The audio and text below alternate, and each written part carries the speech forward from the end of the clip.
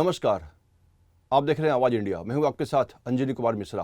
महाराष्ट्र के budget अधिवेशन के पहले ही दिन महायुति सरकार और विपक्ष में महाराष्ट्र के महापुरुषों के अपमान को लेकर आरोप प्रत्यारोप का दौर जारी है।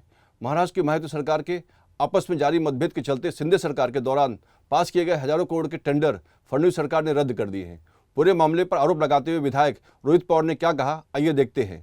या टर्म मध्ये जेव्हा महायुतीचं सरकार होतं, जो 60,000 कोटीचा भ्रष्टाचार झाला, त्याच्यामध्ये स्टेट ट्रान्सपोर्ट डिपार्टमेंट सुद्धा होतं, तो यांनी त्या ठिकाणी स्थगिती दिली, त्याच्यावर कारवाई सुरू केली, इतरही सगळे विषय आहेत। तर आमचं असं मत आहे की शिंदे साहेबांचे जे डिपार्टमेंट होतं त्याच्यावर तर आता फडणवीस साहेब आणि सरकारने त्यावर लक्ष केंद्रित केलंच आहे, पण माझं असंही मत आहे की जे बीजेपीकडे पण खाती होती त्याच्याकडे पण लक्ष देण्याची जरूरत आहे, ते अजून तरी काही सुरुवात केलेली दिसत नाही।